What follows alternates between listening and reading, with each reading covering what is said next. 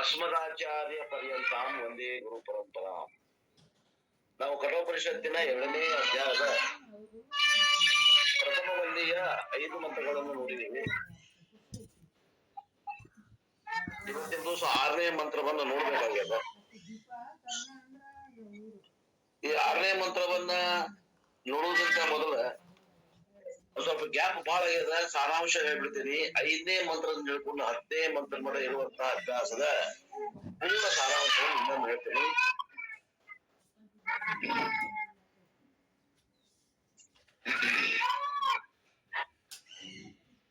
Highly technical ideas have been conveyed in 3 mantras. ಈ 5 ಮಂತ್ರಗಳಲ್ಲಿ ಅತಿ ಗಂಭೀರವಾದ ಶಾಸ್ತ್ರೀಯ ವಿಷಯವಾಗಿ ಈ ಒಂದು ಪ್ರಕರಣದಲ್ಲಿ ಹೇಳಲಾಗಿದೆ. ಈ 5 ಮಂತ್ರಗಳಲ್ಲಿ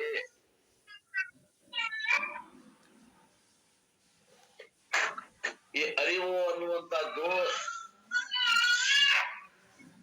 ಅದು ಸ್ವತಃ ಅನುಭವಕ್ಕೆ ಬರುವುದಿಲ್ಲ. ಪ್ರಕೃತಿ ಇದ್ದಾಗ ಮಾತ್ರ ಅನುಭವಕ್ಕೆ ಬರ್ತದೆ. ಹೆಂಗ ಅನ್ನುವಂತ ಮಾತು ಸಿನಿಮಾದಾಗ ಪರದೆ ಇಲ್ಲದಲ್ಲ ಯಾವ ಗೊಂಬೆನೂ ಕಾಣಂಗಿಲ್ಲ. ಆದ್ರೆ ಆ ಪರದೆ ಗೊಂಬೆ ಅಲ್ಲ, ಸಿನಿಮಾ ಅಲ್ಲ.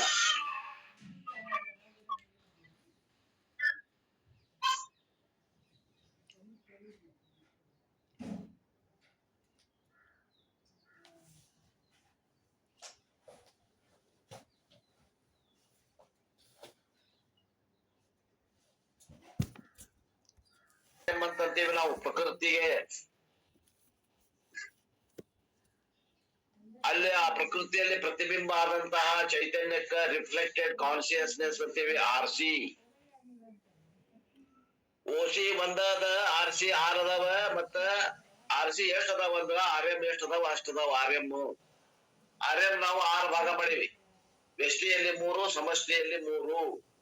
ವ್ಯಷ್ಟಿಯಲ್ಲಿ 3 RM ಯಾವು? ಸ್ಥೂಲ ಶರೀರ, ಸೂಕ್ಷ್ಮ ಶರೀರ, ಕಾರಣ ಶರೀರ. ಇವ RM1, RM2, RM3. ಇವುಗಳಲ್ಲಿ ಪ್ರತಿಬಿಂಬ ಬೀಳ್ತದಲ್ಲ, RC1, RC2, RC3. ಇವಕ್ಕೆ ನಾವು ಕ್ರಮವಾಗಿ ವಿಶ್ವ, ತೈಜಸ, ಪ್ರಾಜ್ಞೆ ಅಂದಿವಿ.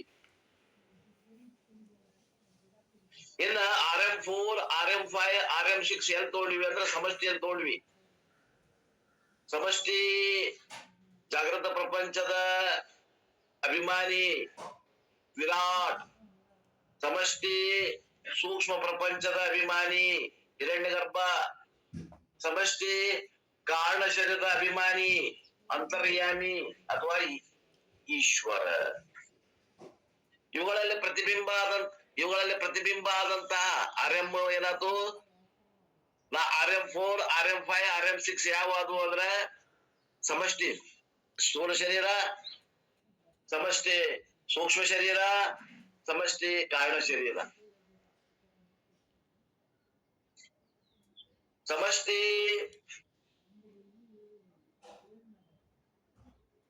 ಪ್ರತಿಯೊಂದು ಸಮಷ್ಟಿ RM4, RM5, RM6 ದಾಗ ಪ್ರತಿಯೊಂದಕ್ಕೂ ಓಸಿ ಇರುವುದು ಒಂದೇ.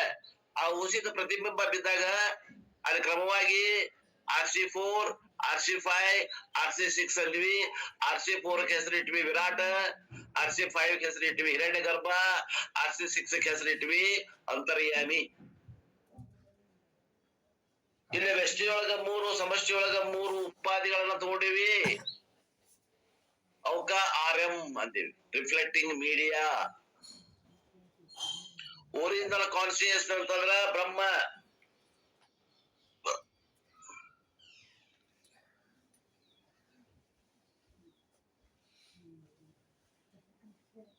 ಮತ್ತೆ ಬ್ರಹ್ಮ ಒಂದ 5 ಅಂತೀರಿ. RM ಎಲ್ಲಿಂದ ತಗೊಂಬಂದ್ರಿ? ಯಾರಾದ್ರೂ ಕೇಳ್ತೀರ ಪ್ರಶ್ನೆ? ಬಹಳ ಜಾಣ ವಿದ್ಯಾರ್ಥಿಗಳು ಕೇಳ್ತಾರೆ ಈ ಪ್ರಶ್ನೆ. RM ಎಲ್ಲಿಂದ ತಗೊಂಬಂದ್ರಿ? ಪ್ರಕೃತಿ 5 ಅಂತೀರೇನು?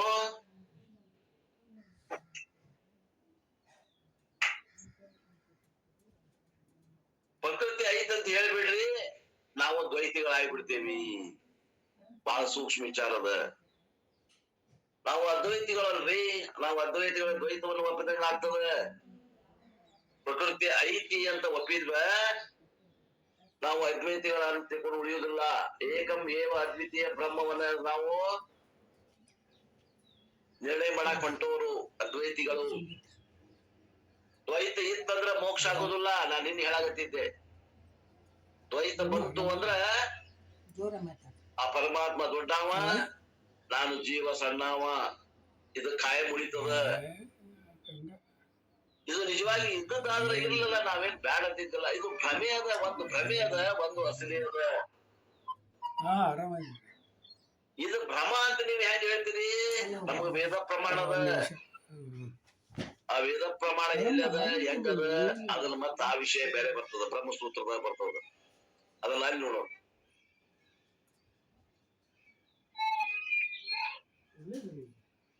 ನಾವು ಪ್ರತ್ಯಕ್ಷ, ಅನುಮಾನ, ಅರ್ಥಾಪತ್ತಿ, ಅನುಪಲಬ್ಧಿ ಇವೇನ್ ಪ್ರಮಾಣಗಳದಾವ, ಸಾದೃಶ್ಯ ಪ್ರಮಾಣಗಳು ಏನದಾವ, ಇವನ್ ಬಿಟ್ಟು ನಾವು ಶಬ್ದ ಪ್ರಮಾಣವಾದಂತ ವೇದ ಪ್ರಮಾಣ ತೆಗೆದುಕೊಂಡು ಆ ವೇದ ಶ್ರುತ್ಯಾರ್ಥಪತ್ತಿ ಪ್ರಮಾಣ ಅಂತೇವೆ. ಆ ಶ್ರುತಿ ಪ್ರಮಾಣವನ್ನ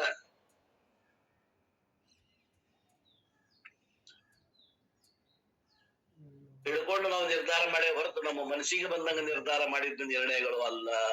ವೇದಾಂತದ ನಿರ್ಣಯಗಳು ವೇದಾಂತ ಪ್ರಮಾಣದ ಮ್ಯಾಗ ಅವಲಂಬಿತ ಅದಾವ. ನಮ್ಮ ಪಂಚ ಜ್ಞಾನೇಂದ್ರಿಯಗಳ ಪ್ರಮಾಣ ಅಲ್ಲ.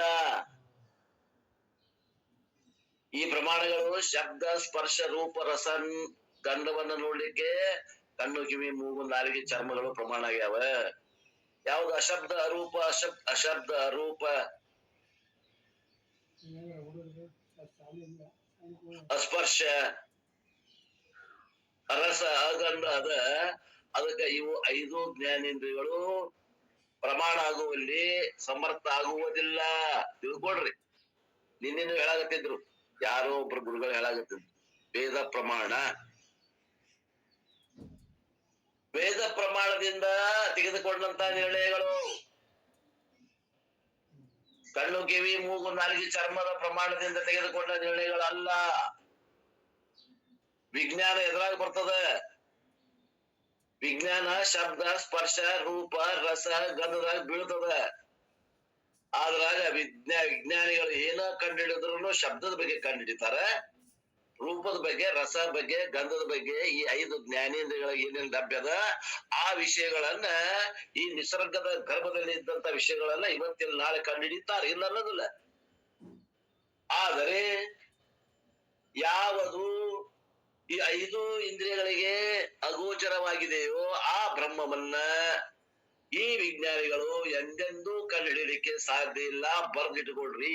ನಿನ್ನೆ ಹೇಳಿದ್ರು, ನಿರ್ಭಯಾನಂದ ಅಪ್ಪೋರ್ ಹೇಳಿದ್ರು ನೋಡಿ, ನಿರ್ಭಯಾನಂದ ಅಪ್ಪೋರ್ ಹೇಳಿದ್ರು, ಈ ವೇದಾಂತ ಪರಿಷತ್ತು ಎಲ್ಲರ ಇಂಡಿಯಾದಾಗ ಬಿಟ್ಟು ಎಲ್ಲರ ಫಾರಿನ್ ಕಂಟ್ರಿದಾಗ ಇತ್ತಂದ್ರ ಬಹಳ ಜನ ಕುಣಿದಾಡಿ ಬಿಡ್ತಿದ್ರು ಅಂದ್ರು. ಇಲ್ಲಿ ವೇದಿಕೆ ಮ್ಯಾಗ ಮಂದಿ ಇದ್ದಷ್ಟು ಕೇಳೋರಿಲ್ಲ. ದುರ್ಭಾಗ್ಯ.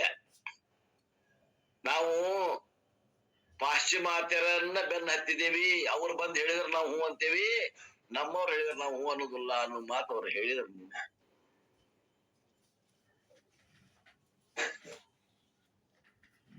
5 ಬಿಂಬಗಳು, 6 ಬಿಂಬಗಳು, 6 ಪ್ರತಿಬಿಂಬಗಳು, 1 ಒರಿಜಿನಲ್ ಕಾನ್ಶಿಯಸ್ನೆಸ್, ಇವುಗಳನ್ನ ಹೇಳ್ತಾ ಏನ್ ಇಂಟ್ರೊಡ್ಯೂಸ್ ಮಾಡ್ಯಾರ, ತಿಳ್ಕೊಳ್ಳಿಕ್ಕೆ ಅನುಕೂಲ ಆಗಲಿ ಅಂತ ಸಾಮಾನ್ಯರಿಗೆ ಮಾಡಿದ ಒಂದು ವಿಷಯವನ್ನ ಮುಂದ 5ರಿಂದ 10ನೇವರೆಗೆ 10ನೇ ಮಂತ್ರದವರೆಗೆ ಈ ಅಧ್ಯಾಯದಾಗ ಅದೇ ವಿಷಯವನ್ನ ಹೇಳೋರಲ್ಲ.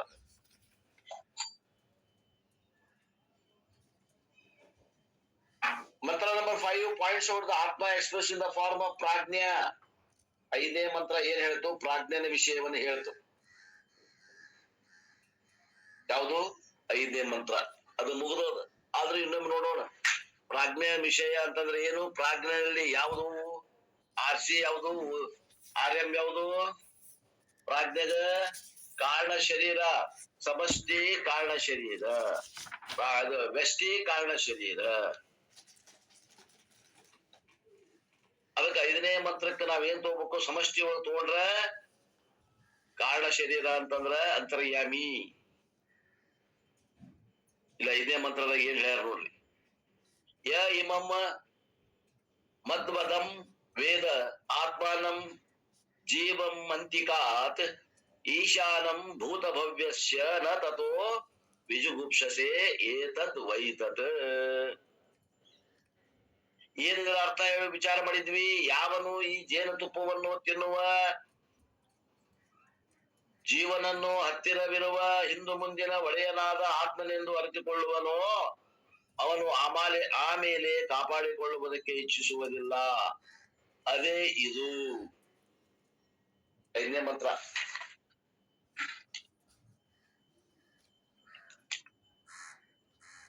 ಒಬ್ಬವ ಅಧಿಕಾರಿ ಇದ್ದ ಅಂತಂದ್ರ ಈ ಜ್ಞಾನವನ್ನ ಪಡೆಯಲಿಕ್ಕೆ ಮಲದೋಷ ಮತ್ತು ವಿಕ್ಷೇಪ ದೋಷಗಳನ್ನ ನಿವೃತ್ತಿ ಮಾಡಿಕೊಂಡವನೇ ಈ ಜ್ಞಾನವನ್ನು ಪಡೆಯಲಿಕ್ಕೆ ಅಧಿಕಾರಿ. ಇಂಥ ಅಧಿಕಾರಿ ಏನ್ ಮಾಡ್ತಾನಂದ್ರ ಗುರುತು ಹಿಡಿತಾನಂತ. ಈ ರಿಕಗ್ನೈಸ್ ಗುರುತು ಹಿಡಿತಾನೆ. He is not different from atma, the subject. ಆತ್ಮ ಕರ್ತೃಪದಕ್ಕಿಂತ ಭಿನ್ನನಿಲ್ಲ.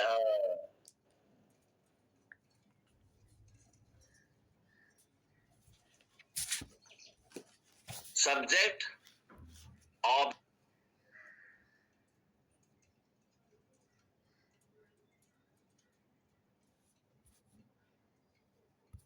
ಅಂದ್ರೆ ಹೇಳಾಕತ್ತೇನೆ, ಸ್ವಲ್ಪ ಲಕ್ಷ ಕೊಡ್ರಿ. ಇನ್ನೊಮ್ಮೆ ಹೇಳ್ತೇನೆ. ಒಂದು ವಸ್ತುವಿನಲ್ಲಿ, ಒಂದು ವಾಕ್ಯದಲ್ಲಿ 3 ಭಾಗಗಳು ಇರುತ್ತವೆ. ಯಾವ ಕ್ರಿಯೆಯನ್ನು ಸೂಚಿಸುವ ಪದಕ್ಕೆ ಕ್ರಿಯಾಪದವೆಂದು ಹೇಳುತ್ತಾರೆ. ಆ ಕ್ರಿಯೆಯನ್ನು ಸೂಚಿಸುವ ಪದವನ್ನು ಕಂಡು ಹಿಡಿದರೆ ಅದಕ್ಕೆ ಕ್ರಿಯಾಪದವೆಂದು ಕರೆಯುತ್ತಾರೆ. ಕ್ರಿಯಾಪದಕ್ಕೆ ಯಾರು ಅಂತ ಪ್ರಶ್ನೆ ಕೇಳಿದ್ರೆ ಉತ್ತರ ಬಂದ್ರೆ ಅದಕ್ಕೆ ಕರ್ತೃಪದವೆನ್ನುತ್ತೇವೆ. ಅದೇ ಕ್ರಿಯಾಪದಕ್ಕೆ ಏನನ್ನು ಅಂತ ಕೇಳಿದ್ರೆ ಉತ್ತರ ಬಂದ್ರೆ ಅದಕ್ಕೆ ನಾವು ಕರ್ಮಪದವೆಂದು ಕರೆಯುತ್ತೇವೆ. ಇಲ್ಲಿ ಹೇಳುವಂತದ್ದು ಕರ್ತೃಪದವೇ ನಾನು ಇದ್ದೇನೆ. ಆತ್ಮ ಅಂದ್ರೆ ಕರ್ತೃಪದ. ನಾನು ಶಾಲೆಗೆ ಹೋಗುತ್ತೇನೆ ಅಥವಾ ನಾನು ಕಟ್ಟಿಗೆಯನ್ನು ಕಡಿಯುತ್ತೇನೆ. ಕ್ರಿಯೆ ಯಾವ್ದು ಹೇಳೋದ? ಕಡಿಯೋದು. ಕಡಿಯುತ್ತೇನೆ ಕ್ರಿಯಾಪದ. ಯಾರು ಕೇಳ್ರಿ? ನಾನು. ಈ ನಾನು ಅನ್ನೋದು ಏನದ? ಈ ಪ್ರಥಮ ವಿಭಕ್ತಿ ಪ್ರತ್ಯಯ ನಾನು ಐತಲ್ಲ, ಇದು ಯಾವಾಗಲೂ ಕರ್ತೃಪದ. ಇದು ಆತ್ಮ. Atma as an individual is the prajna, the manifestation of consciousness as Jivatma. He also knows that the same Atma, the conscious, manifests as Ishvara, who is the Lord of the past, the present and future. ವ್ಯಷ್ಟಿಯಲ್ಲಿ ಪ್ರಾಜ್ಞೆ, ಸಮಷ್ಟಿಯಲ್ಲಿ Ishwara ಅಥವಾ ಅಂತರ್ಯಾಮಿ ಅಂತ ಕರಿತೇವಿ. ಇದರ ಮಹಿಮೆ ಯಾರಿಗೆ ಸಂಬಂಧಪಟ್ಟದ ಅಂತಂದ್ರೆ ಅದು ಈಶ್ವರನಿಗೆ ಸಂಬಂಧಪಟ್ಟದ. ಯಾಕಂತಂದ್ರ Oshi is reflecting in the subtlest medium the total samashti karana shariram. ಇಲ್ಲಿ ಒರಿಜಿನಲ್ ಕಾನ್ಶಿಯಸ್ನೆಸ್ ಒಂದದ. ಆ ಒರಿಜಿನಲ್ ಕಾನ್ಶಿಯಸ್ನೆಸ್ ಅಂತಂದ್ರೆ ಯಥಾರ್ಥವಾದಂತ ಅರಿವು ಇರೋದ. ಅದರ ಪ್ರತಿಬಿಂಬ ಕಾರಣ ಸಮಷ್ಟಿ ಕಾರಣ ಶರೀರದ ಬಿದ್ದಾಗ ಆ ಒಂದಕ್ಕೆ ಏನಂದ್ವಿ ನಾವು? ಅಂತರ್ಯಾಮಿ ಅಂದ್ವಿ. ವ್ಯಷ್ಟಿ ಕಾರಣ ಶರೀರದಲ್ಲಿ ಅದು ಪ್ರತಿಫಲಿಸಿದಾಗ ಅದಕ್ಕೆ ಏನಂದ್ವಿ? ಪ್ರಾಜ್ಞ ಅಂತ ಕರೆದ್ವಿ.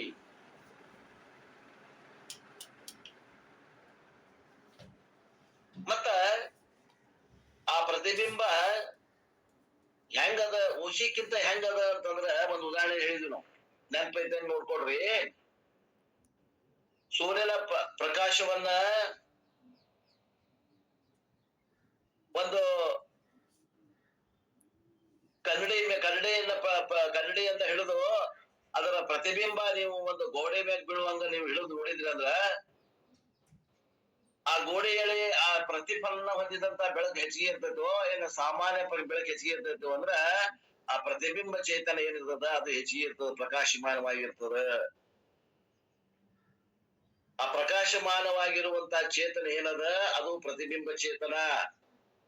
ಅಲ್ಲಿ ಪ್ರಕಾಶಮಾನವಾಗದೆ ಸಮಾನವಾದ ಪ್ರತಿಬಿಂಬ ಪ್ರಕಾಶ ಏನದ ಅದು ಸಾಮಾನ್ಯ ಪ್ರಕಾಶ.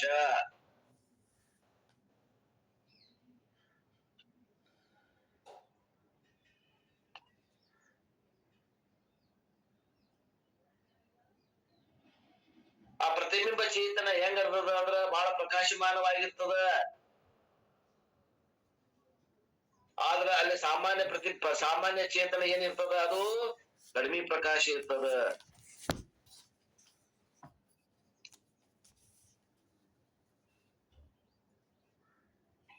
ಅದು ಹೆಂಗ ಅಂತಂದ ಅರ್ಥ ಏನು ಅಂತಂದ್ರ ಹಂಗಾರ ಅಲ್ಲಿ ಪ್ರಕಾಶ ಅರಿವು ಕಮ್ಮಿ ಐತಿ ಅಲ್ಲೇ ಇಲ್ಲ, ಪ್ರಕಾಶ ಕಮ್ಮಿ ಇಲ್ಲ. ಹೆಂಗಂದ್ರೆ ಒಂದು ಉದಾಹರಣೆ ಕೊಟ್ವಿ ನಾವು. ಇಲೆಕ್ಟ್ರಿಸಿಟಿ ಕರೆಂಟ್ ಅನ್ನುವಂತದ್ದು ಒಂದೇ ಇದ್ರೂ ಕೂಡ ಒಂದು ಫ್ಲಡ್ ಲೈಟ್ ನಾಗ ಮತ್ತು ಒಂದು ನೈಟ್ ಲ್ಯಾಂಪ್ ನಾಗ ಫ್ಲಡ್ ಲೈಟ್ ನಾಗ ಹೆಚ್ಚಿಗೆ ಪ್ರಕಾಶಮಾನವಾಗಿ ಬೀಳ್ತದ, ಅದ ಕರೆಂಟ್. ಆದ್ರ ಅದ ನೈಟ್ ಲ್ಯಾಂಪ್ ನಾಗ ಹಾಕಿದ್ವಿ ಅಂದ್ರ ರಾತ್ರಿ ಬೆಳಗುವಂತ ಸಣ್ಣ ದೀಪದಾಗ ಹಾಕಿದ್ರೆ ಕರೆಂಟ್ ಕಮ್ಮಿ ಬೆಳಗ್ತದ. ಕರೆಂಟ್ ಕಮ್ಮಿ ಅದನು ಇಲ್ಲ. ಆ ಬಲ್ಬಿನ ಅಲ್ಲಿ ಆ ಟಂಗಸ್ಟನ್ ವೈರ್ ನಲ್ಲಿ ಇರುವಂತಹದ್ದು ಆ ರೆಸಿಸ್ಟೆನ್ಸ್ ಏನದ ಅದು ಕಮ್ಮಿ ಅದ, ಹೆಚ್ಚು ಕಮ್ಮಿ ಅದ. ಉಪಾಧಿ ಒಳಗೆ ಫರಕ್ ಐತೆ ಹೊರತು ಉಪಯುಕ್ತವಾದ ಚೇತನದಲ್ಲಿ ಏನು ವ್ಯತ್ಯಾಸ ಇಲ್ಲ.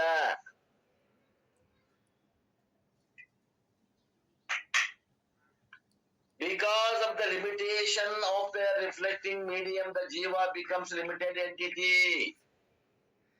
ಆ ಜೀವಾತ್ಮನಲ್ಲಿ ಬಿದ್ದಂತ ಪ್ರಕಾಶ ಅಥವಾ ಚೇತನ, ಆ ಪರಮಾತ್ಮನಲ್ಲಿ ಇದ್ದಂತ ಚೇತನ ಎರಡು ಒಂದಾದವಾದ್ರೂ ಕೂಡ ಜೀವ ಚೇತನ ಅಲ್ಪಜ್ಞ ಅನಿಸಿಕೊಡ್ತಾನ, ಪರಮಾತ್ಮ ಚೇತನ ಸರ್ವಜ್ಞ ಅನಿಸಿಕೊಂಡಾನ. ಈ ಭೇದ ಎದರದು? ಚೇತನದ್ದು ಉಪಾಧಿದು ಅಂದ್ರೆ ಉಪಾಧಿದು, ಇದು ಚೇತನದ್ದು ಅಲ್ಲ. ಚೇತನದಲ್ಲಿ ಭೇದವೇ ಇಲ್ಲ. ಆದ್ದರಿಂದ ಇಲ್ಲೇ ಏನ್ ಅನಿಸ್ಕೋತಾನ ಇವ? ವ್ಯಷ್ಟಿಯೊಳಗ ಕರ್ತ ಅನಿಸ್ಕೋತಾನ. ಮತ್ತ ಅಲ್ಪಜ್ಞ ಅನಿಸ್ಕೋತಾನ, ಪೂರ್ಣ ಆಗ್ಬೇಕು ಅನ್ನುವಂತ ಭಾವದ. ಅಂಡ್ ದೆನ್ನೆ ಭಕ್ತ ಅಂಡ್ ಸಂಸಾರಿ ಆಗ್ತಾನಿವ. ಪೂರ್ಣ ಆಗ್ಬೇಕು ಅಂದ್ರೆ ಈಗಿಲ್ಲ ಅನ್ನಂಗ ಆತ ಭಕ್ತ ಆದ, ಸಂಸಾರಿ ಅನಿಸ್ಕೋತಾನ. He suffers as a samsari in his assumed limited identity. ಏನು ಭ್ರಮೆಯಿಂದ ತನ್ನನ್ನ ಸಣ್ಣವ, ಉಪಾಧಿ ಸಣ್ಣದಿರೋದ್ರಿಂದ ನಾ ಸಣ್ಣವ ಅಂತ ತಿಳಿದಾನ. ಮತ್ತ ಪೂರ್ಣ ಆಗ್ಬೇಕು ಅಂತಾನಲ್ಲ, ಇದೆಲ್ಲ ಭ್ರಮಾತ್ಮಕವಾದಂತ ಜ್ಞಾನ. ಈ ಭ್ರಮಾತ್ಮಕ ಜ್ಞಾನ ಇದ್ದವಾಗ ಸಂಸಾರಿ ಅಂದ್ವಿ. ಲಾರ್ಡ್ ಯಮ ಇದಕ್ಕೆ ಏನ್ ಕರೀತಾನು ಅಂತಂದ್ರ ಕರ್ಮಫಲ ಭೋಕ್ತಾ. ಇವಾಗ ಮಾರಪಳ್ಳಿ ಜಂಕ್ಷನ್ ಹೋಗ್ತಂದ್ರ ಹೈದರಾಬಾದ್ ಅಜ್ಞಾನದಿಂದ ಹೈದರಾಬಾದ್ ಕೊಡಂಗಿಲ್ಲ. ಹೈದರಾಬಾದ್ ಊರ್ ಆದ್ರಿ ಅದ್ರ ಸ್ಟೇಷನ್ ಏರಿಯಾ ಆದ್ರ ಬಾರಿಸ್ತೀವಿ. ಅದೇ ಕರ್ಮಫಲ ಭೋಕ್ತಾ ಆಗೋದ್ರಿಂದ ಇವಾಗ ಏನ್ ಅಂತಾರ ಅಂತಂದ್ರ ಮಧು ವದಹ,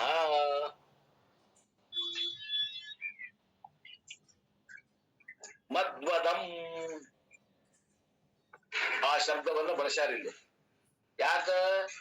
ಮಧು ಅಂದ್ರೆ ಏನ್ ಅರ್ಥ ಇದೆ? ಕರ್ಮಫಲ. ಅದ್ ಹೆಂಗಿರ್ತದ? ಜೇನುತುಪ್ಪದ ಹಾಗೆ ರುಚಿ ಇರ್ತದ. ಮಧು ಅಂದ್ರ ಕರ್ಮಫಲ. ಯಾಕಂದ್ರ ಜನರು ಕರ್ಮಫಲವನ್ನ ಅನುಭವಿಸಿದ್ರು ಅಂತಂದ್ರ ಪುನಃ ಕರ್ಮಫಲದಲ್ಲಿನ ಆಸಕ್ತಿ ಆಗ್ತಾರೆ. ಆದ್ದರಿಂದ ಇದಕ್ಕ ಮಧು ಅಂತಾರೆ. ಮಧು ಅಂತಂದ್ರ ಅದಹ ಅಂತಂದ್ರ ತಿನ್ನುವವ. ಮಧು ಅಂದ್ರ ಜೇನುತುಪ್ಪ, ಜೇನುತುಪ್ಪ ತಿನ್ನುವವ ಅಂತ ಅರ್ಥ. ಅಂದ್ರೆ ಏನು ಅರ್ಥ? ಕರ್ಮ ಮಾಡಿ ಕರ್ಮಫಲವನ್ನ ಭೋಗಿಸುವವ.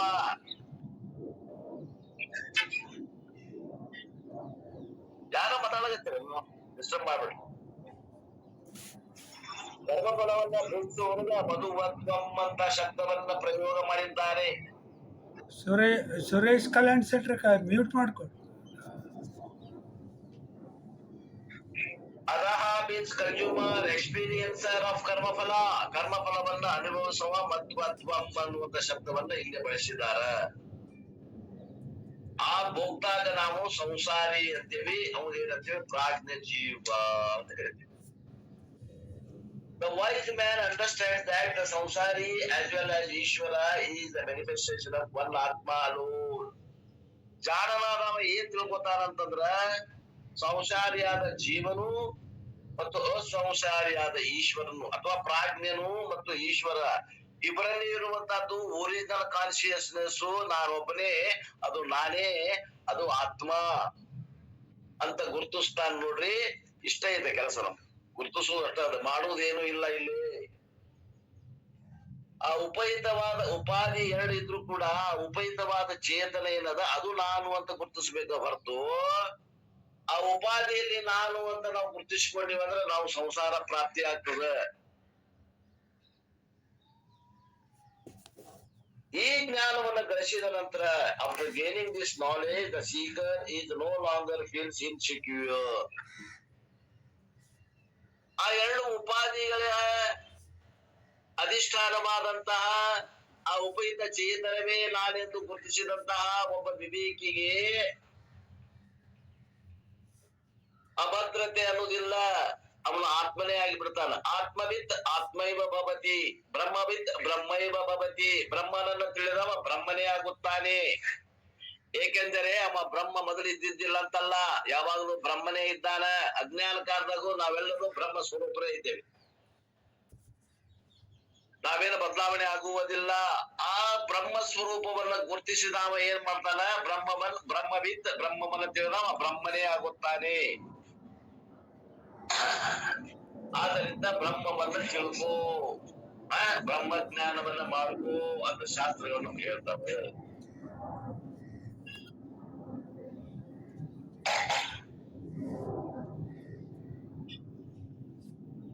ಆ ಬ್ರಹ್ಮಜ್ಞಾನವೇ ನಾನು, ಆ ಬ್ರಹ್ಮನೇ ನಾನು. ಬ್ರಹ್ಮಜ್ಞಾನ ಅಲ್ಲ, ಬ್ರಹ್ಮಜ್ಞಾನದ ವಿಚಾರದಿಂದ ಆ ಉಪಯುಕ್ತವಾದ ಚೇತನವೇ ನಾನು ಅಂತ ಗುರುತಿಸಿದವ ಅವ ಅಭದ್ರತೆಯಿಂದ ಪಾರಾಗ್ತಾನ. ಭದ್ರತೆಯ ನೆಲೆಯಾಗಿ ನಿಲ್ತಾನ.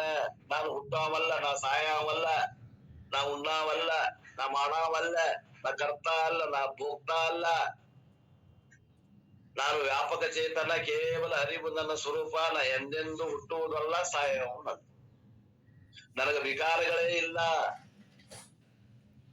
ಅಸ್ಥಿ ಜಾಯತೆ ವರ್ಧತೆ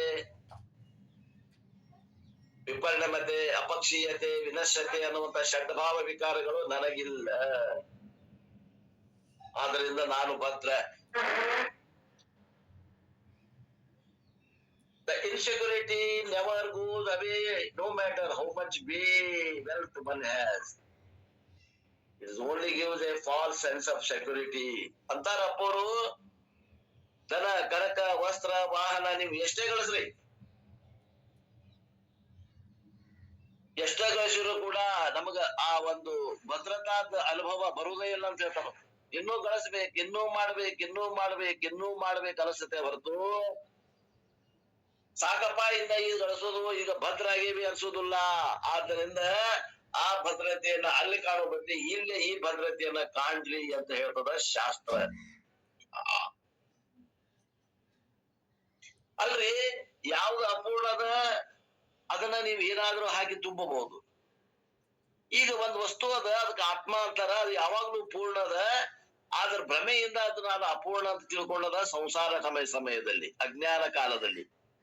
ಅದನ್ನ ಏನ್ ಹಾಕಿ ಪೂರ್ಣ ಮಾಡೋರು ನೀವು? ಪೂರ್ಣ ಮಾಡೋರು ವಿಚಾರ ಮಾಡ್ರಿ. ಇನ್ನೊಮ್ಮೆ ಹೇಳ್ತೇನೆ ಕೇಳ್ರಿ.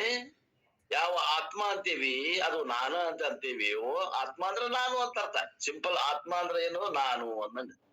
ಆ ನಾನುವನ್ನ ಯಾವುದು ಪೂರ್ಣದೆಯೋ ಪೂರ್ಣ ಅದ ಅಂತ ಶಾಸ್ತ್ರ ಹೇಳ್ತದ. ಅದನ್ನ ಏನ್ ಹಾಕಿ ಪೂರ್ಣ ಮಾಡೋರು ನೀವು? ಪೂರ್ಣ ಐತಿ, ಅದು ಮೊದಲ ಪೂರ್ಣ ಐತಿ. ನಾವೇನ್ ತಿಳ್ಕೊಂಡಿವಿ? ಅಜ್ಞಾನದಿಂದ, ಅದು ಭ್ರಮೆಯಿಂದ ಅದು ಅಪೂರ್ಣದ.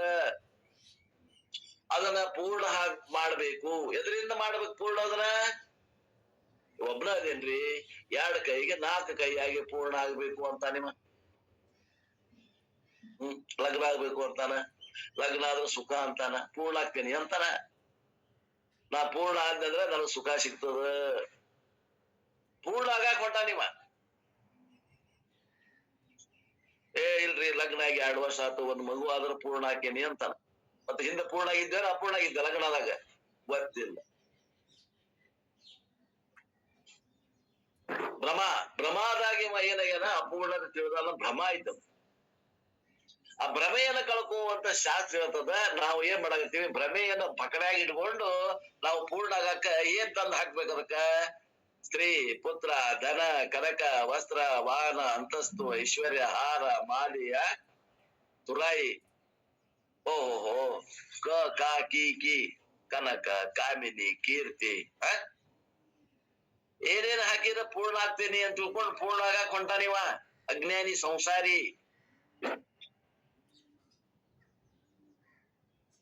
ಇವಂದು ಡಯಾಗ್ನಾಸು ತಪ್ಪದ, ಇವಂದು ಟ್ರೀಟ್ಮೆಂಟ್ ತಪ್ಪದ. ವಾಸಿ ಆಗುವಂದ್ರ ಭವರೋಗ ಹೆಂಗ್ ವಾಸಿ ಆಗ್ತದ್ರಿ?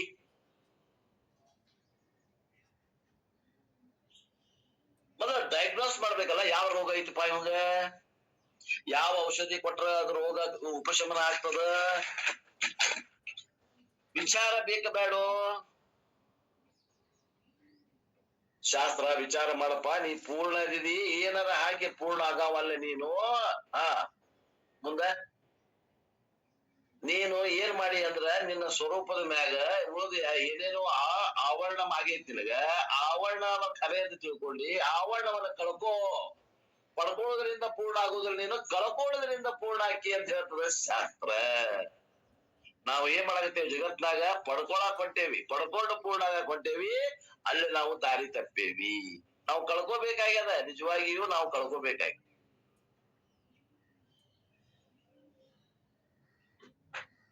ಏನೇನು ನಾನು ಅಲ್ಲದನ್ನ ನಾನು ಅಂತ ತಿಳ್ಕೊಂಡೇನಿ, ಅವಷ್ಟು ಕಳ್ಕೊಂಡ್ರೆ ಒಳಗ ಆತ್ಮ ಸ್ವರೂಪ ಅದ. ಆತ್ಮೀಯರೇ,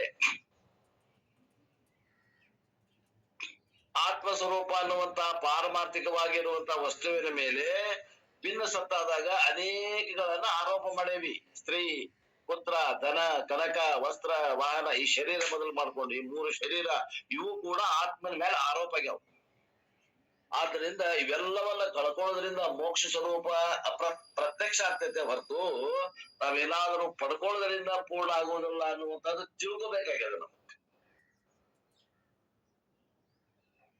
only this knowledge removes insecurity. ಈ ಜ್ಞಾನವನ್ನ ಮಂದಿ ನಾವು ಕಳ್ಕೊಳಕ್ ಪ್ರಯತ್ನ ಮಾಡಿದ್ವಿ. ನಾನು ಅಲ್ಲದನ್ನ ನೇತಿಗಳಿದೀವಿ ಅಂದ್ರ ಇಲ್ಲ ಕಳೆಗೆ ಅಳಿಲಿಕ್ಕೆ, ಕೊನೆಗೆ ನೇತಿಗಳೇನಕ್ಕೆ ಬಾರದ್ ಬಂದು ಉಳಿದಿದ್ದಲ್ಲ ಅದೇ ನಾನು ಅಂತ ತಿಳ್ಕೊಂಡು ಉಳ್ಕೊಳ್ಳೋದಷ್ಟೇ ಕೆಲಸದ ಹೊರತು ಇಲ್ಲಿ ಬೇರೆ ಸಾಧನೆ ಇಲ್ಲ. ಲೌಕಿಕದೊಳಗೆ ಹೆಂಗದ ಹಂಗಲ್ಲ. ನಮ್ ಕಡೆ ಹೊಲ ಇಲ್ಲ, ನಾವು ಹೊಲ ಪಡಿಬೇಕು ಅಂತೀವಿ. ಮನಿ ಇಲ್ಲ, ಮನಿ ಪಡಿಬೇಕು, ಸುಖ ಆಗ್ತದ. ಮಕ್ಕಳಿಲ್ಲ, ಮಕ್ಕಳು ಪಡಿಬೇಕು, ಸುಖ ಆಗ್ತದ. ಅಲ್ಲಿ ಪಡ್ಕೊಳ್ಳೋದದ, ಇಲ್ಲಿ ಕಳ್ಕೊಳ್ಳೋದದ. ವಿಚಾರ ಮಾಡ್ರಿ. ನಾವು ಇಲ್ಲೂ ಬಂದು ಪಡ್ಕೋಬೇಕಂತ ಅಂದ್ರ ನಮ್ಗದು ಏನ್ ಬೇಕಾಗಿತ್ತು ಅದು ಸಿಗುವುದಿಲ್ಲ. ಮೋಕ್ಷ is freedom from this sense of insecurity. ಏನ್ರಿ ಮೋಕ್ಷ ಅಂದ್ರೆ? ಆ ಪರಿಚ್ಛಿನ್ನವಾದ ನಾನು ಪರಿಚ್ಛಿನ್ನನಿದ್ದೇನೆ, ನಾನು ಪೂರ್ಣನಲ್ಲ ಅನ್ನುವಂತ ಭ್ರಾಂತಿ ಏನ್ ಉದೈತಿ, ಆ ಭ್ರಾಂತಿ ಕಳ್ಕೊಳ್ಳುವುದ ಏನದ? ಆತ್ಮಜ್ಞಾನ ಅಥವಾ ಮೋಕ್ಷ. ಆ ಪರಿಚ್ಛಿನ್ನ ಭಾವವನ್ನು ಕಳ್ಕೊಳ್ಳುವುದ ಮೋಕ್ಷದ. ನಾನು ವ್ಯಾಪಕ ಚೇತನವಿದ್ದೇನೆ, ಹುಟ್ಟು ಸಾವು ರಹಿತವಾಗಿ ಇದ್ದೇನೆ, ನಾನು ಎಲ್ಲೆಲ್ಲಿಯೂ ಇದ್ದೇನೆ, ಯಾವಾಗಲೂ ಇದ್ದೇನೆ. ಅಷ್ಟೇ ಅಲ್ಲ, ಈ ದೇಶ ಕಾಲಗಳು ಕೂಡ ನನ್ನಲ್ಲಿ ಕಲ್ಪಿತ ಇವೆ. ಇಷ್ಟು ತಿಳ್ಕೋಬೇಕಾಗ್ಯದ ನಾವು.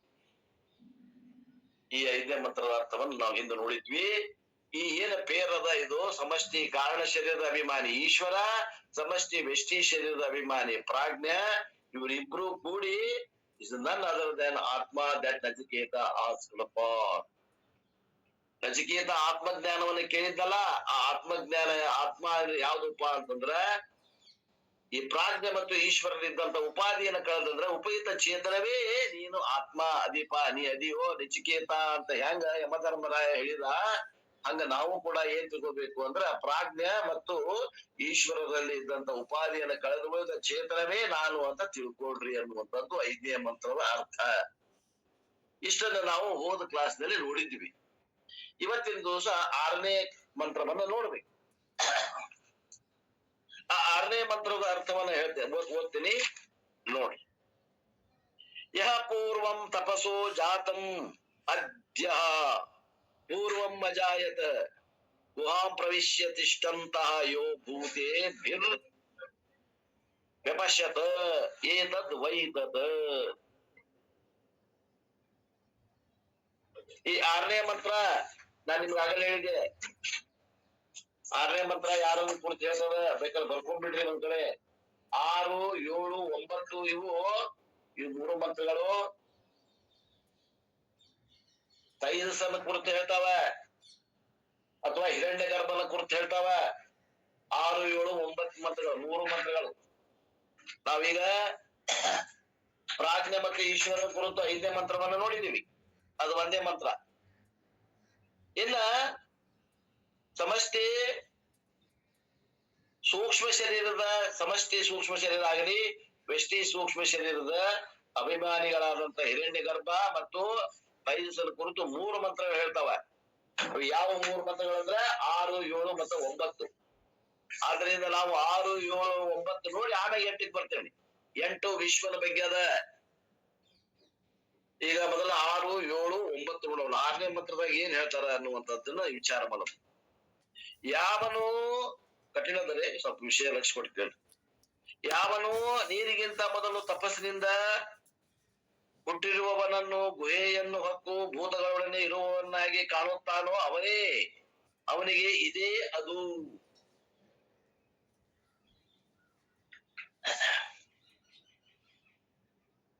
ಈ ಜೀವಾತ್ಮನನ್ನ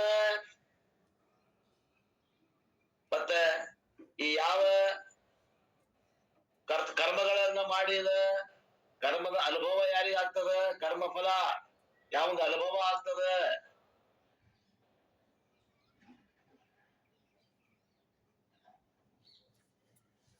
ಐದನೇ ಮಂತ್ರ ಫಲ. 6ನೇ ಮಂತ್ರ ತಾಲೂಕು ಇದು ಯಾಕಿದು ಪೂರ್ವಂ 6ನೇ ಮಂತ್ರ. 6ನೇ ಮಂತ್ರದಾಗ ಏನ್ ಹೇಳ್ತಾನವ?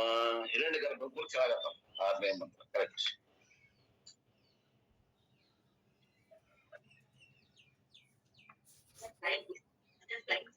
ಹೋಗ್ಬರಿ. ಯಹ ವ್ಯಪಶ್ಯತ ಅರ್ಥ ಅಂತ ಹೇಳ್ತಿರೋ ಶಬ್ದಾರ್ಥ ಲಕ್ಷ ಕೊಟ್ಟು ಕೇಳ್ರಿ. ಕಠಿಣದ ಮಂತ್ರ. ಯಹ ವ್ಯಪಶ್ಯತ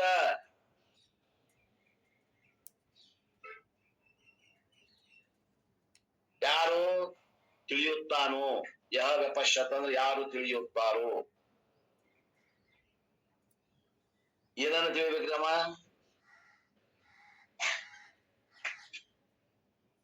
ಹಿರಣ್ಯ ಗರ್ಭನನ್ನ.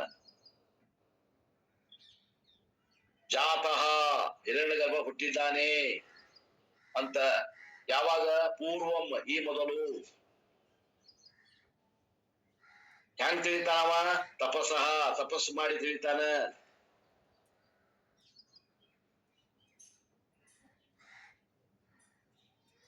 ಯಾವನು ಆತ್ಮನನ್ನು ಹಿರಣ್ಯ ಗರ್ಭನೆಂದು ಅವನು ಸೃಷ್ಟಿಯ ಆದಿಯಲ್ಲಿ ಹುಟ್ಟಿದನೆಂದು ತಪಸ್ಸಿನ ಮೂಲಕ ತಿಳಿಯುತ್ತಾನೆಯೋ ಅಂತ ಅರ್ಥ. ವಿಶಾಲವಾದ ಅರ್ಥ. And who was born before waters. ಯಾವ ಹಿರಣ್ಯ ಗರ್ಭನು ಯಾವ ಜಲಕ್ಕಿಂತ ಮೊದಲು ಹುಟ್ಟಿದನೋ. ಅಂದ್ರೆ ಜಲ ಅಂತ ತಗೊಂಡ್ರೆ ಏನ್ ಮಾಡ್ಬೇಕು? ಪಂಚಮಹಾಭೂತಗಳಿಗಿಂತ ಮೊದಲು ಹುಟ್ಟಿದನೋ. ಅಲ್ಲಿ ಜಲ ತಗೊಂಡ್ರ ಅಂದ್ರೆ 5 ಭೂತಗಳನ್ನ ತಗೊಂಡ್ಬಿಡ್ಬೇಕು ಲಕ್ಷಾರ್ಥದೊಳಗೆ. 5 ಭೂತಗಳಿಗಿಂತ ಮೊದಲು ಯಾವನು ಹುಟ್ಟಿದನೋ.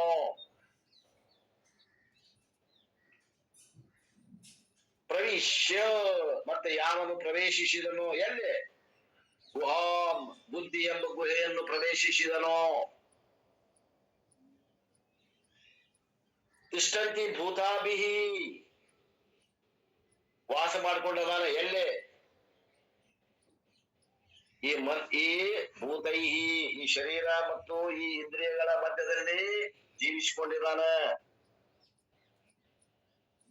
ಯಾರು? ಅವ ಹಿರಣ್ಯ ಗರ್ಭ. ಏತತ್ ಇತಿ ಆ ಹಿರಣ್ಯ ಗರ್ಭನೇ. ತತ್ ಇಟ್ ದ್ಯಾಟ್ ರಿಯಾಲಿಟಿ. ಆ ಹಿರಣ್ಯ ಗರ್ಭನೇ ಇಲ್ಲೇ ಸತ್ಯ ಅಂತ ತಿಳ್ಕೋಬೇಕು. ಇಷ್ಟು ಸಾಮಾನ್ಯ ಅರ್ಥ. ಯಾವಾಗ್ಲೂ ಇದು 7, 8, 7, 6 ಎಷ್ಟು? 6, 7 6, 7, 9 ಶ್ಲೋಕ ಓದು ಮುಂದೆ ನಮ್ಗಳ ಏನ್ ತಿಳಿಯಾಗಿರ್ಬೇಕು ಅಂದ್ರೆ ಹಿರಣ್ಯ ಗರ್ಭ ಮತ್ತು ತೈಜಸ ಲಕ್ಷ ಇರಬೇಕು. ಸಮಷ್ಟಿ ಮತ್ತು ವ್ಯಷ್ಟಿ ಸೂಕ್ಷ್ಮ ಶರೀರ ಅಲ್ಲಿ ಉಪಾಧಿ ಇರ್ಬೇಕು. ಆ ಉಪಾಧಿಯಲ್ಲಿ ಇದ್ದಂತ ಚೇತನ ಅವುಗಳ ಪಟ್ಟಿಗೆ ಲಕ್ಷ್ಯ ಇರಬೇಕು. ಇದು ಕೂಡ ಬಹಳ ತಾತ್ವಿಕವಾದ ಮಂತ್ರ, ವಿಚಾರವನ್ನು ಹೇಳುವಂತ ಮಂತ್ರ. This is also technical, another technical ಬಹಳ ಕಠಿಣದ. ಕೊಟ್ಟು ಕೇಳ್ರಿ.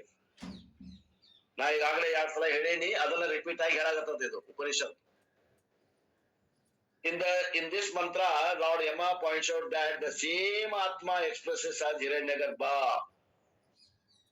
ಈ ಒಂದು ಮಂತ್ರದಾಗ ಏನ್ ಆಗತೈತಿ ಅಂದ್ರೆ ಏನ್ ಓರಿಜಿನಲ್ ಕಾನ್ಶಿಯಸ್ನೆಸ್ ಐತಿ, ಓರಿಜಿನಲ್ ಆತ್ಮ ಏನೈತಿ, ಪರಮಾತ್ಮ ತತ್ವ, ವ್ಯಾಪಕವಾಗಿರುವಂತ ತತ್ವ, ಅದರ ಪ್ರತಿಬಿಂಬ ಎಲ್ಲಿ ಬಿದ್ದದ ಅಂದ್ರೆ ಹಿರಣ್ಯ ಗರ್ಭದ ಮ್ಯಾಗ ಬಿದ್ದದ, ಸೂಕ್ಷ್ಮ ಪ್ರಪಂಚದ ಮ್ಯಾಗ ಬಿದ್ದದ.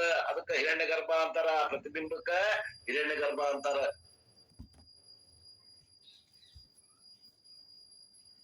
ಎಲ್ಲೇ ಸಮಷ್ಟಿ ಒಳಗ. ವ್ಯಷ್ಟಿ ಒಳಗ ಏನಂತಾರ ಅದಕ್ಕ?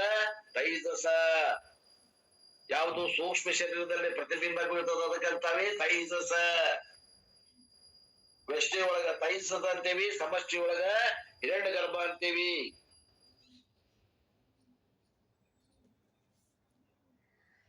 ಆ ಹಿರಣ್ಯ ಗರ್ಭದಾಗ ಏನ್ ಇರ್ತೈತಿ ಅಂದ್ರ ಸಮಷ್ಟಿ ಸೂಕ್ಷ್ಮ ಪ್ರಪಂಚ ಮತ್ತು ಅದರ ಪ್ರತಿಬಿಂಬ ಏನ್ ಇರ್ತೈತಲ್ಲ, ಅವ್ ಎರಡಕ್ಕೂ ಕೂಡಿನೇ ನಾವ್ ಏನಂತೀವಿ? ಹಿರಣ್ಯ ಗರ್ಭ ಅಂತೀವಿ. The subtlest universe was born out of causal universe. ಈ ಸೂಕ್ಷ್ಮ ಪ್ರಪಂಚ ಎಲ್ಲಿ ಹುಟ್ಟಿ, ಎದರಿಂದ ಹುಟ್ಟಿತು ಅಂದ್ರೆ ಕಾರಣ ಪ್ರಪಂಚದಿಂದ ಹುಟ್ಟ್ಯದ. ಕಾರಣ ಅಂತಂದ್ರ ಅವಿದ್ಯೆ ಅಥವಾ ಮಾಯೆ. ವ್ಯಷ್ಟಿಯಲ್ಲಿ ಅವಿದ್ಯೆ ಅನ್ನಬೇಕು, ಸಮಷ್ಟಿಯಲ್ಲಿ ಮಾಯೆ ಅನ್ನಬೇಕು. ಎದಕ್ಕ? ಆ ಕಾರಣ ಶರೀರಕ್ಕ. The causal universe is never born. ಅದು ಯಾವಾಗಲೂ ಹುಟ್ಟಿಲ್ಲ, ಅದು ಅನಾದಿ ಅದ. ಕಾರಣ ಶರೀರ ಏನದ, ಅದು ಯಾವಾಗಲೂ ಅನಾದಿ ಅದ, ಶಾಂತ ಅದ. ಅದು ಬ್ರಹ್ಮಜ್ಞಾನದಿಂದ ನಾಶ ಆಗಿ ಹೋಗ್ತದೆ, ಅದು ಅನಾದಿ ಅದ. ಅದು ಎಂದು ಹುಟ್ಟೇ ಇಲ್ಲ, ಅದು ಅನಾದಿ ಅದ. ಆದ್ರೆ ಬ್ರಹ್ಮಜ್ಞಾನದಿಂದ ನಾಶ ಆಗಿ ಹೋಗ್ತದ. ಅಲ್ಲಿ ಮಠ ಪುನರಪಿ ಜನನಂ ಪುನರಪಿ ಮನನಂ ಪಡ್ಕೊಂತ ಹೋಗ್ತದ.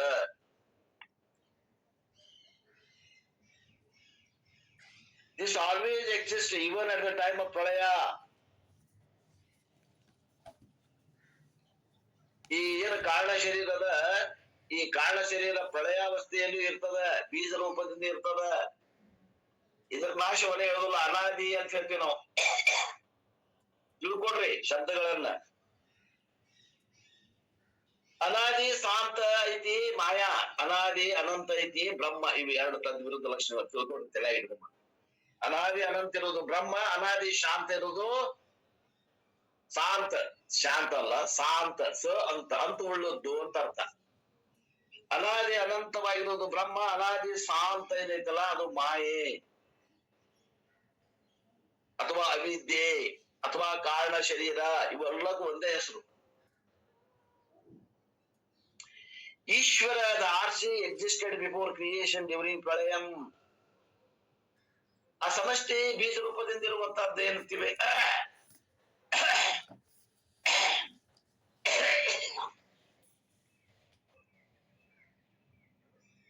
ಪ್ರಳಯಾವಸ್ಥೆಯಲ್ಲಿ ಏನು ಇರ್ತದ ಅದು ಯಾವಾಗಲೂ ಅನಾದಿಯಾಗಿ ಅದ. At the appropriate time, the causal universe evolved into subtle universe. ಆ ಸೂಕ್ಷ್ಮ ಕಾರಣ ಯಾವುದು ಕಾರಣ ಶರೀರದಲ್ಲಿ ಇದ್ದಂತಹ ಬೀಜ ರೂಪದಲ್ಲಿದ್ದಂತಹ ಜಗತ್ತು ಜೀವಿಗಳ ಫಲವನ್ನ ಕೊಡಬೇಕಂತ ಆಸಕ್ತಿಯಿಂದ ಅದೇನಾಗ್ತದ? ಕಾರ್ಯೋನ್ಮುಖ ಆಗ್ತದ. ಅವಾಗ ಅದು ಏನಾಗ್ತದ? ಸೂಕ್ಷ್ಮ ಪ್ರಪಂಚಕ್ಕೆ ಬದಲಾವಣೆ ಆಗ್ತದ ಅಂತಾರು. ಹೀಗೆ ಹಿರಣ್ಯ ಗರ್ಭನು ಈಶ್ವರನಿಂದ ಹುಟ್ಟಿ ಬರುತ್ತಾನೆ. The Upanishad says that Ishvara created Hiranyagarbha by tapassu. ತಪಸ್ಸಿನಿಂದ Ishwara ಹಿರಣ್ಯಗರ್ಭನನ್ನು ತಯಾರು ಮಾಡಿದ. ಯಾಕಂದ್ರೆ ಪ್ರಳಯಾವಸ್ಥೆ ಇದ್ದಿದ್ದು ಆ ಸೂಕ್ಷ್ಮ ಪ್ರಪಂಚದಲ್ಲಿ ಬದಲಾವಣೆ ಹೊಂದಬೇಕಂದ್ರ ತಪಸ್ಸು ಬೇಕು. ಇನ್ನು ಮುಂಡಕ ಉಪನಿಷತ್ತು, the word tapas was used, it was defined as a mere wish of Ishwara. ಅವ ಎಂತ ಮಾಡಿದಪ್ಪ ಅಂತಂದ್ರ, ತಪಸ್ ಎಂತ ಮಾಡಿದ ಈಶ್ವರ ಅಂತಂದ್ರ, ಅವ ಸಂಕಲ್ಪನೇ ಒಂದು ತಪಸ್ಸು. ಸಂಕಲ್ಪ ಮಾಡ್ಬಿಟ್ರೆ ಮುಗಿದು ಹೋತು. ಈಶ್ವರ ಸಂಕಲ್ಪ ಮಾಡಿದ ಸೂಕ್ಷ್ಮ ಪ್ರಪಂಚ ಹಾಗೆ ಹೋಗ್ಬಿಡ್ತದ, ಹಿರಣ್ಯ ಗರ್ಭ ತಯಾರಾದ. ಇನ್ನೂ ಒಟ್ಟು ಹೆಂಗ್ರಿ ನಮ್ಗ ತಿಳಿವಂಗ ಹೇಳ್ರಿ, ನಮ್ಗ ಅನುಭವಕ್ಕೆ ಬರೋಂಗ ಅಂತಂದ್ರ, ನಾವ್ ರಾತ್ರಿ ಊಟ ಮಾಡಿ ಮಲ್ಕೋತೇವಿ, ಕನಸು ಸೃಷ್ಟಿ ಮಾಡ್ತೇವಲ್ಲ. ಯಾರು ಮಾಡ್ತಾರ ಕನಸು ಸೃಷ್ಟಿನ? ಎಲ್ಲೋ ಊರಿಗೆ ಹೋಗ್ಬೇಕಾಗ್ಯದ, ಮಲ್ಕೊಂಡ್ವಿ, ಅದ ಹಳಾಪಿ ಒಳಗ ರೈಲ್ವೆ ಸ್ಟೇಷನ್ ಬರ್ತದ ಕನಸ್ನಾಗ. ಚಾಯ್ ಚಾಯ್ ಚಾಯ್ ಚಾಯ್ ಚಾಯ್ ಅಂತ ಚಾಯ್ ಮಾರವ ಬರ್ತಾನ, ಕೂಲಿ ಕೂಲಿ ಕೂಲಿ ಅನ್ನವ ಕೂಲಿ ಅವ ಬರಾಕತ್ತಾನ. ಎಷ್ಟೋ ಮಂದಿ ರೈಲ್ವೆ ಗಾಡಿ ಇಳಿದು ಮನಿಗ್ ಹೊಂಟಾರ. ಕೆಲವು ಮಂದಿ ಮನಿಯಿಂದ ಬಂದು ರೈಲ್ವೆ ಹತ್ತಾಕ ಪ್ರಯತ್ನ ಮಾಡಾಕತ್ತಾರ. ಎಲ್ಲಾ ಸ್ಟೇಷನ್ ನಮ್ ಕನಸ್ನಾಗ ಉತ್ಪತ್ತಿ ಆಗೈತಿ. ಆ ಉತ್ಪತ್ತಿ ಆಗುವಂತ ಕನಸಿನಲ್ಲಿ ಉತ್ಪತ್ತಿ ಆದಂತ ರೈಲ್ವೆ ಸ್ಟೇಷನ್ ಅಲ್ಲಿ ಮಂದಿ ಎಲ್ಲರನ್ನು ಜಾಗ್ರತೆಯಿಂದ ಕರ್ಕೊಂಡು ಹೋಗ್ಯಾರ. ಏನು ಯಾರಾದ್ರೂ ಇಲ್ಲ, ಅಲ್ಲೇನ ಉತ್ಪತ್ತಿ ಮಾಡಿರಿ. ಹೆಂಗ್ ಉತ್ಪತ್ತಿ ಮಾಡಿದ್ರಿ ನೀವು ಕನಸಿನ ಪ್ರಪಂಚವನ್ನ ನಾವು ಹೆಂಗ ಜೀವಿಗಳು ಉತ್ಪನ್ನ ಮಾಡುತ್ತೇವೆಯೋ ಹಾಗೆ ಭಗವಂತನು ತನ್ನ ಕನಸಿನಲ್ಲಿ ಆ ಹಿರಣ್ಯ ಗರ್ಭನನ್ನು ಉತ್ಪತ್ತಿ ಮಾಡಿದನು. ಆ ಉತ್ಪತ್ತಿ ಮಾಡುವ ಕ್ರಿಯೆಗೆ ನಾವು ಏನನ್ನುತ್ತೇವೆ? ತಪಸ್ಸು ಎಂದು ಕರೆಯುತ್ತೇವೆ. ಸಂಕಲ್ಪವೇ ತಪಸ್ಸು.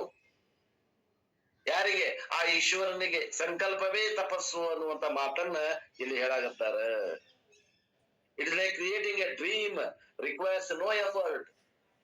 ಸೃಷ್ಟಿಯೊಳಗ ಕನಸಿನೊಳಗ ಸೃಷ್ಟಿ ಮಾಡ್ಲಿಕ್ಕೆ ಏನಾದ್ರೂ ಬೆವರು ಸುರಿಸ್ಬೇಕೇನ್ರಿ? ಅಲ್ಲೇ ಇಲ್ಲ, ಸಂಕಲ್ಪ ಮಾತ್ರದಿಂದ ಎಲ್ಲ ತಯಾರಾಗ್ತದೆ. ಹೆಂಗೋ ಹಂಗ ಈಶ್ವರನ ಸಂಕಲ್ಪದಿಂದ ಹಿರಣ್ಯ ಗರ್ಭ ಪ್ರಾಪ್ತಿ ಆಯ್ತು. ಯಮಧರ್ಮ ಈ ರಾಯ ನಚಿಕೇತಗ ಈ ಶ್ಲೋಕದಾಗ ಏನ್ ಹೇಳಾಗತ್ತಾನಂತಂದ್ರ ಲಕ್ಷ ಕೊಟ್ಟು ಕೇಳ್ರಿ. ಹಿರಣ್ಯ ಗರ್ಭ ಯಾವರಿಂದ ಉತ್ಪತ್ತಿ ಆದ ಅಂತಂದ್ರ ಈಶ್ವರನ ತಪಸ್ಸಿನಿಂದ ಉತ್ಪತ್ತಿ ಆದ. ಹಿರಣ್ಯ ಗರ್ಭ ಅಂದ್ರ ಬರೇ ನೀವು ಆರ್ಸಿ ತಗೋಬಾರ್ದು, ಆರ್ಸಿ ಪ್ಲಸ್ RM ತಗೋಬೇಕು, ಎರಡು ತಗೋಬೇಕು. ಯಾವಾಗ ತಿಳ್ಕೊಡ್ರಿ. ಯಾಕಂದ್ರ RM ಇಲ್ದ ಆರ್ಸಿ ಇಲ್ಲ, RM ಇಲ್ದನ ಆರ್ಸಿ ಇಲ್ಲ. ಆದ್ರಿಂದ ಹಿರಣ್ಯ ಗರ್ಭ ಅಂದ್ರೆ ಉಪಾಧಿ ಮತ್ತು ಉಪಯುಕ್ತ ಚೇತನದ ಪ್ರತಿಬಿಂಬ ತಗೋಬೇಕು. ಹಿರಣ್ಯ ಗರ್ಭ ಎದರಿಂದ ಹುಟ್ಟಿದ ಅಂತಂದ್ರೆ ಈಶ್ವರ ತಪಸ್ಸಿನಿಂದ ಹುಟ್ಟಿದ. ಯಾವಾಗ ಹುಟ್ಟಿದ ಅಂದ್ರೆ ಈ ಸೃಷ್ಟಿಯ ಆದಿಯಲ್ಲಿ. He was born before the Virat principle or gross universe. ಇವ ಹಿರಣ್ಯ ಗರ್ಭ ಯಾವಾಗ ಹುಟ್ಟಿದ ಅಂತಂದ್ರ ಅವಾಗ ಇನ್ನೂ ವಿರಾಟ್ ಹುಟ್ಟಿದ್ದಿಲ್ಲ, ಅವಾಗ ಹುಟ್ಟಿದ್ದ. ವಿರಾಟ್ ಯಾರು ಅಂದ್ರೆ ಸ್ಥೂಲ ಶರೀರ ಅಭಿಮಾನಿ. ಸಮಷ್ಟಿ ಸ್ಥೂಲ ಶರೀರ ಅಭಿಮಾನಿ ಇನ್ನು ಹುಟ್ಟಿಲ್ಲ, ಅವಾಗ ಇವ ಹಿರಣ್ಯ ಗರ್ಭ ಹುಟ್ಟಿದ. ಕಾಲ ಹೇಳ್ತಾರ, ಕಾಲ ಇನ್ನು ಸ್ಥೂಲ ಪ್ರಪಂಚ ಹುಟ್ಟಿಲ್ಲ, ಅವಾಗನ ಹುಟ್ಟಿದ.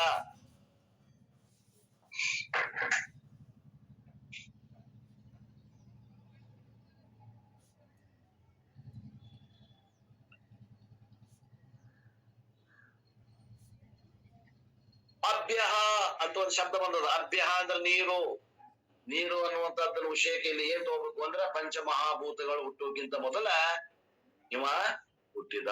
ಅಭ್ಯ ವಾಟರ್ ರಿಪ್ರೆಸೆಂಟ್ ಆಲ್ 5 ಎಲಿಮೆಂಟ್ಸ್ ಪಂಚಭೂತಾನಿ which is in turn represent the gross universe. ಪಂಚಮಹಾಭೂತಗಳು ಸೃಷ್ಟಿ ಆದವು ಅಂತಂದ್ರ ಅಲ್ಲಿ ಸ್ಥೂಲ ಶರೀರ ಉತ್ಪತ್ತಿ ಆಯ್ತು. ವಿಶ್ವ ಮತ್ತು ಸಮಷ್ಟಿಯಲ್ಲಿ ವಿರಾಟ್. ಇವು ವಿರಾಟ್ ಮತ್ತು ವಿಶ್ವ ಹುಟ್ಟೋದಕ್ಕಿಂತ ಮೊದಲ ಹಿರಣ್ಯ ಗರ್ಭ ಹುಟ್ಟಿದ ಅಂತ ಹೇಳಿದ್ರು. ಸಂಕ್ಷಿಪ್ತ ಹೇಳ್ರಿ ಅಂತಂದ್ರ ಕಾರಣ ಶರೀರದಿಂದ ಕಾರಣ ಪ್ರಪಂಚದಿಂದ ಸೂಕ್ಷ್ಮ ಪ್ರಪಂಚ ಉತ್ಪತ್ತಿ ಆಯ್ತು. ಸೂಕ್ಷ್ಮ ಪ್ರಪಂಚದಿಂದ ಸ್ಥೂಲ ಪ್ರಪಂಚ ಉಂಟಾಯಿತು. ಹಾಗಾದ್ರೆ ಅಲ್ಲಿ ಇದ್ದಂತಹ ಪ್ರತಿಬಿಂಬ ಚೇತನ ಯಾವುದು ಅಂತಂದ್ರ ಆ ಕಾರಣ ಶರೀರದಲ್ಲಿ ಪ್ರತಿಬಿಂಬ ಯಾವುದು? ಈಶ್ವರ. ಈಶ್ವರನಿಂದ ಹಿರಣ್ಯ ಗರ್ಭ ಹುಡ್ತು, ಹಿರಣ್ಯ ಗರ್ಭನಿಂದ ವಿರಾಟ ಹುಡ್ತು ಅನ್ನುವಂಥದ್ದು ತಿಳ್ಕೋಪ ನಚಿಕೇತ ಅಂತ ತಿಳ್ಕೊಂಡು ಹೇಳಾಗತ್ತಾನ ಭಗವಂತ. ಯಾರು? ಭಗವಂತ ಅಲ್ಲ, Yamadharmaraya. The total pervades the individual and therefore Hiranyagarbha provides the individual Sukshma Shariram. Whatever pervades the US pervades California also. The same consciousness is present in the subtle body also with a different name and Taijasa that is surrounded by the gross body. ಅಂತಾರ ಯಾವ ಅರಿವು, ಮೂಲವಾದ ಅರಿವು ಕಾರಣ ಶರೀರವನ್ನ ಬೆಳಗ್ತಿತ್ತು, ಅದೇ ಮೂಲ ಅರಿವು ತೈಜಸ್ಸನ್ನ ಬೆಳಗ್ತದ. ಅದೇ ಮೂಲ ಅರಿವು ವಿಶ್ವದನ್ನ ಬೆಳಗ್ತದ. ಅರಿವಿನಲ್ಲಿ ಬದಲಾವಣೆ ಇಲ್ಲ, ತಿಳ್ಕೊಡ್ರಿ. ಪ್ರತಿಬಿಂಬಿತ ಚೇತನದಲ್ಲಿ ಬದಲಾವಣೆ ಅದ, ಆದ್ರೆ ಮೂಲ ಅರಿವಿನಲ್ಲಿ ಬದಲಾವಣೆ ಇಲ್ಲವೇ ಇಲ್ಲ. ಇಲ್ಲ ಸ್ವಲ್ಪ ಲಕ್ಷ ಕೊಡ್ರಿ. ಬದಲಾವಣೆ lakh ಕೊಡ್ಬೇಡ್ರಿ.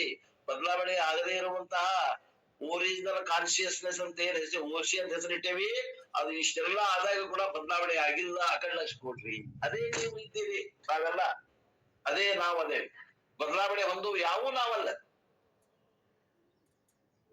The wise man understand that Hiranyagarbha and Thais are none other than the original consciousness. ಇಲ್ಲಿ ಅಂತಾರ, ಯಾವ ವಿವೇಕಿ ಅದಾನ, ಯಾವ ಮಲವಿಕ್ಷೇಪ ಕಳೆದುಕೊಂಡು ಸಾಧನೆಯನ್ನು ಮಾಡ್ಯಾನ, ಅವ ಏನ್ ತಿಳ್ಕೊತಾನಪ್ಪ ಅಂತಂದ್ರ, ಈ ಹಿರಣ್ಯಗರ್ಭ ಆಗ್ಲಿ ಈ ತೈಜಸ್ ಆಗ್ಲಿ ನಾನಲ್ಲ, ಇವುಗಳ ಆಶ್ರಿತವಾದಂತಹ ಮೂಲ ಅರಿವು ಸ್ವರೂಪವೇ ನಾನು ಉಳಿಸಿ ಇದ್ದೇನೆ ಅಂತ ತಿಳಿತಾನೆ. ಇದು ಈ ಒಂದು ಮಂತ್ರದ ಸಾರಾಂಶ. ಉಪಾಧಿಗಳು ಯಾವ ಇರಲಿ, ಉಪಯುಕ್ತ ಚೇತನವೇ ನಾನೆಂದು ಗುರುತಿಸುವಂತದ್ದು ಕಲೆ. ಈ ಪ್ರಪಂಚದಲ್ಲಿ ಅನೇಕ ಬದಲಾವಣೆ ಆಗ್ತಾ ಇದಾವ. ಆ ಬದಲಾವಣೆ ಆಗುತ್ತಿರುವಂತಹ ಎಲ್ಲ ಸನ್ನಿವೇಶಗಳಲ್ಲಿ ಚೇತನವನ್ನು ಬದಲಾವಣೆ ಆಗಿಲ್ಲ, ಅದೇ ನಾನು ಎಂದು ಗುರುತಿಸ್ರಿ. ಯಾವ ಸಂಕಟ ಇಲ್ಲ, ಯಾವ ದುಃಖ ಇಲ್ಲ, ಯಾವಾಗಲೂ ಆನಂದದಿಂದಿರ್ಲಿಕ್ಕೆ ಸಾಧ್ಯದ. ಇದು 6ನೇ ಮಂತ್ರದ ಅರ್ಥ. ಇದು ಹಿರಣ್ಯಗರ್ಭ ಮತ್ತು ತೈಜಸ್ಸಿನ ಕುರಿತು ಹೇಳಾಕತ್ತಾರೆ. ಇದೇ ವಿಷಯವನ್ನ 7 ಮತ್ತು 9ನೇ ಶ್ಲೋಕದಲ್ಲಿ ಹೇಳೋರವರ, ಮತ್ತೆ ಆ ವಿಷಯವನ್ನ ಮತ್ತೆ ನಾಳೆಗೆ ನೋಡೋಣ ಅನ್ನುವಲ್ಲಿಗೆ ಇವತ್ತಿನ ಈ ವಾಕೃತ ಸೇವೆಯನ್ನು ಗುರುಪಾದಕ್ಕೆ ಸಲ್ಲಿಸಿ ನನ್ನ ವಾಣಿಗೆ ವಿರಾಮ.